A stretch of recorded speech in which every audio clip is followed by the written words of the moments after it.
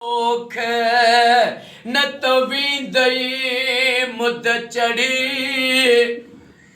पानी थींदई पोयरो सुकी थींदई सोक मता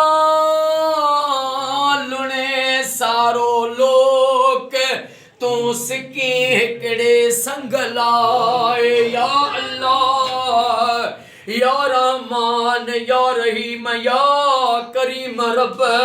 ओ मुझा मौला अज अल्लाह से तुझे कामिल वली साईं शहीद भूरल शाह बुखारी जे रोजे ते दरगाह में साईं उस्ताद हेडमास्टर साईं उस्ताद अली खान फुलपोटरो साईं अली गुल फुलपोटरो साईं महबूब जी लख सलवात सगोरी पढ़ाई खैर शुक्राने जो न्याज कयूं महबूब जो मुल्क मदीनो दिसी आया उमरो करे आया उन खुशी में शुक्राने जे खुशी में साईं भूरल शाह जे दरगाह ते साईं जन सलवात जो लख पढ़ायो ऐं न्याज क्यों साईं जो जो को खैर पंजी बारगाह में उहद जबल जेडो लिखन कबूल फरमा। उस्ताद अली खान फुलपोटरो साईं के अली गुल फुलपोटरो साईं के उस्ताद साईं जे सबनी पुटन के साईं जे भाइर भाटन के अमड़े न्याणन के सेहत वडी हयाती अता फरमा।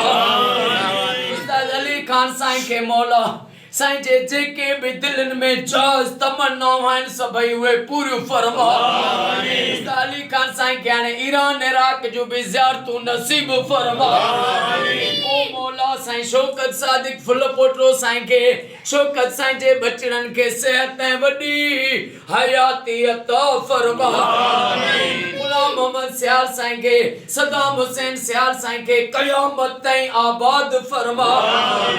असां जे जमात जे निगरान साईं अरबाब अली मेतलो के साईं जे बचड़न के सेहत वडी हयाती अता फरमा। मां दिल जो गुजरियो गालियों मिठा तोखे न चवां त भला कंहिंखे चवां। ओ मुझा करीम अल्लाह तोखे भूरल शाह शहीद बुखारी जो वास्तो थी ऐं इमाम हुसैन जी नंढड़ी न्याणी अम्मा मासूम बीबी सकीना जो वास्तो थी अज जेके भी दरगाह में दुआ जा हथ कयूं बीठाऊं असां सभिनी जे दिलनि जूं जाज़ तमन्नाऊं सभिनी जूं पूरियूं फरमा। सभिनी जूं परेशानियूं दूर फरमा। दुख दर्द कर्ज़ मर्ज़ दूर फरमा। तो किरोध मुश्किलातूं बीमारियूं दूर फरमा। साईं सीशन कोरट जो रीडर कुर्बान अली सातो साईं के साईं जे बचड़न के क़यामत ताईं आबाद फरमा। गुलजार फुलपोटरो साईं जा ओ मौला जुमले जेके भी अज हिन सोने जे दर ते सवाली आयाऊं असां सभिनी जा बेड़ा पार फरमा। ओ मौला सजे सिंध में सजे पाकिस्तान में सऊदी में ईरान में इराक में शाम में फलस्तीन में मिस्र में हर मोमिन सुन्नी शिया जे घर में लख सलवातूं पढ़ियूं वञनि इहा दुआ मुंहिंजी कबूल फरमा। भूरल शाह बुखारी असां तुंहिंजे दर सवाली तू अल्लाह जी बारगाह में सवाली थी असां सभिनी जो बेड़ो तार बे औलादन के औलाद अता फरमा। या अल्लाह जेके बीमार आहिनि उन्हनि खे शफ़ा अता फरमा।